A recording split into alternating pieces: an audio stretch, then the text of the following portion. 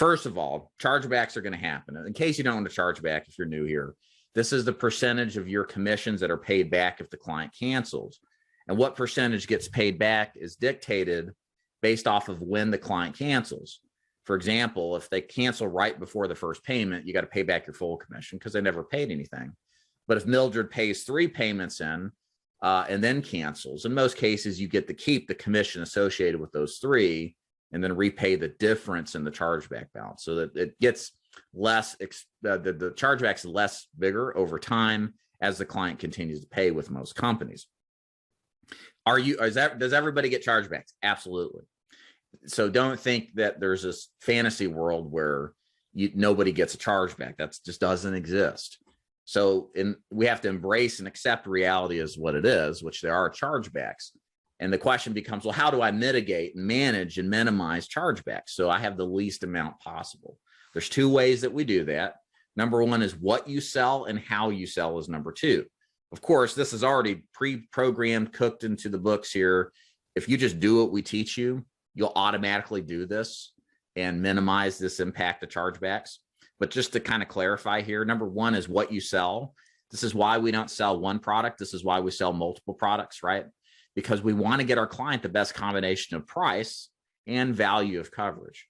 Because I want you all to remember, there's one thing to remember here, this call here. The one thing to remember is you need to sell as if me is coming into your client's house in the next 90 days, and I'm going to stop short of nothing to close your client, to replace them. If you believe that's true, that I will come into that client, I'll get over the objections, I'll get over the humps, I'll get in the door. What are you going to do to prevent me from replacing that?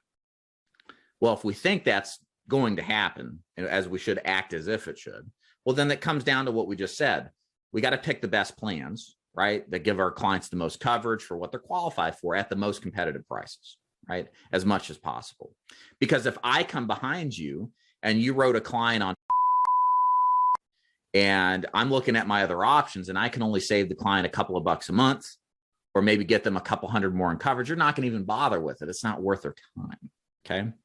So that's, or if I walk in, they've got COPD and my list of options on COPD are higher priced, then I'm not going to do anything with that client because I can't improve their situation given that's what they want to do. Right. So he'll hopefully understand if you can follow through on that, which again, you will, if you just do what we teach, you'll minimize chargebacks. Number 2 is how you sell.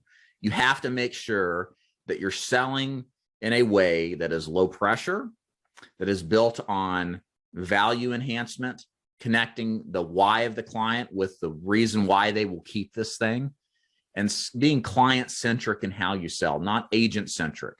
What I mean by that is you don't want to operate in a sense so all you're thinking about is you making money, okay? Yes, I want you to make money, obviously. But if we focus on solving the problems of what the client has and explaining our problem-solving, our products which solve their problems in a way that connects with their why, they're going to have much more inclination to keep the thing, right? Again, people will still lapse, sure. But if you can do this consistently, this is the way you minimize chargebacks, just these 2 methods, okay? And again, if you follow the script, this is why I'm barking all the time about pre-qualifying, asking good open-ended questions, figuring out what motivates them, what moves them, what's important to them, and then showing how in the presentation the other guys don't do this, but ours does. This is how you close a client, not just to buy it, but to keep it. And the keeping part is what makes you successful in this business. Because if you can't have them keep it, you're up the creek without a paddle.